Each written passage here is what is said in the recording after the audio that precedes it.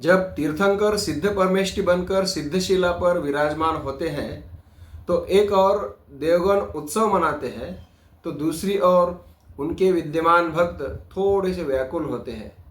पर उनकी यह व्याकुलता भगवान के चरण कमलों के निशान से कम होती है।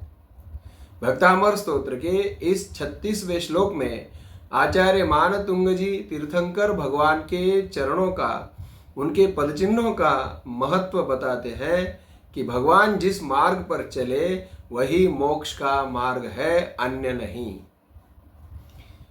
जहां भगवान नहीं हो तब भक्त चरणों में झुकता है तो वह अपने अहंकार को छोड़कर पूर्ण समर्पण व्यक्त करता है। जहां भगवान की मूर्ति न हो वहां भी चरण चिन्ह देखकर भक्त को ऐसा लगता है कि प्रभु यहीं पर विराजमान है। प्रभु के चरणों पर ध्यान केंद्रित करने से मन शांत होता है और आध्यात्मिक एकाग्रता बढ़ती है। जैन परंपरा में विशेष महत्व तीर्थंकरों के निर्वाण स्थलों पर चरण पादुका स्थापित करने से होती है। वहां अभिषेक, पूजा और ध्यान भी किया जाता है। यह निर्वाण त्याग और वीतरागता का प्रतीक होता है। चरण पादुका हमें यह सिखाती है कि अहंकार छोड़ो, सतपथ पर चलो, महापुरुषों के जीवन का अनुसरण करो। इसीलिए चरण पादुका केवल पत्थर नहीं बल्कि मोक्ष मार्ग की जीवंत प्रेरणा है। वैदिक और पुराण काल से ही महान व्यक्तियों के चरणों की पूजा का उल्लेख मिलता है। जैन धर्म में विशेष रूप से तीर्थंकरों के निर्वाण स्थलों पर चरण चिन्ह स्थापित किए जाते हैं। जब मूर्ति पूजा का प्रचलन कम था तब केवल चरण चिन्हों की पूजा की जाती थी। इससे स्पष्ट होता है कि चरण पादुका पूजा मूर्ति पूजा से भी पहले की आध्यात्मिक परंपरा है। उन्निंद्र हे मनव पंकज पुंज कांति पर्युल्लसन्नख मयूख शिखाभिरामौ पादौ पदानि तव यत्र जिनेन्द्र दत्तः पद्मानि तत्र विबुधाः परिकल्पयन्ति। भक्तामर का यह दिव्य श्लोक भगवान आदिनाथ के चरण कमलों की महिमा बताता है, जो स्वर्ण कमल के समान आभायुक्त और मनोहर है।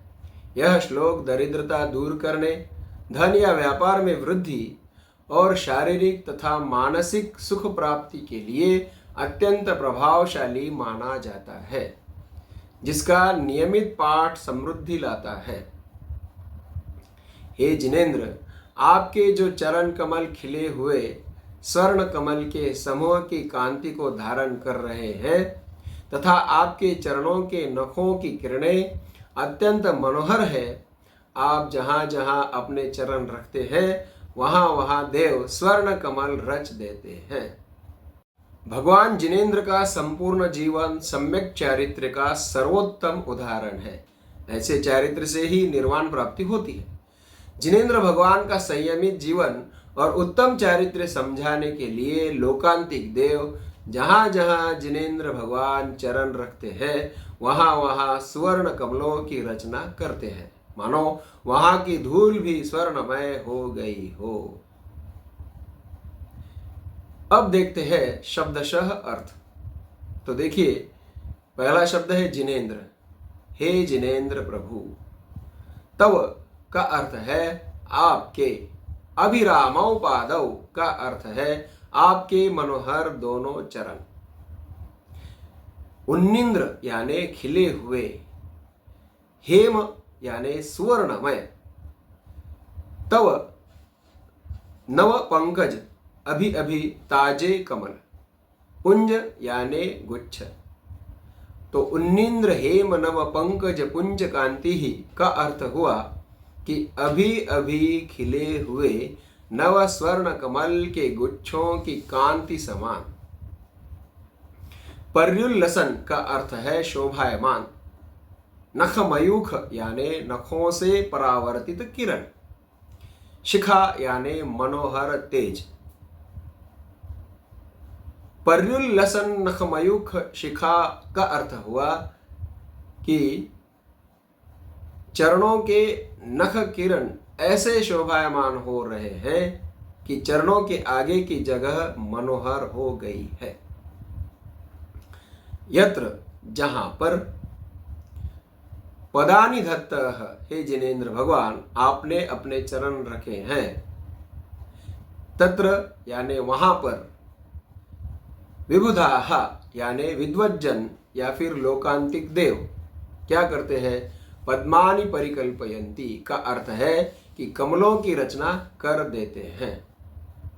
तो जिनेन्द्र भगवान कर्म की पूर्ण निर्जरा करके मोक्ष चले गए, फिर भी उनके चरण कमल अभी भी विद्यमान होने से उनका अस्तित्व हमें समझ आता है।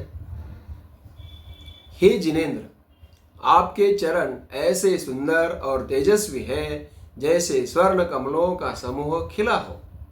आपके नखों की किरणें अत्यंत आकर्षक और प्रकाशमान हैं। जहाँ जहाँ आपके चरण पड़ते हैं वहाँ देवता भी कमल उत्पन्न होने की कल्पना करते हैं। यह श्लोक प्रभु के दिव्य तेज और शुभ स्पर्श का वर्णन करता है। जय जिनेन्द्र।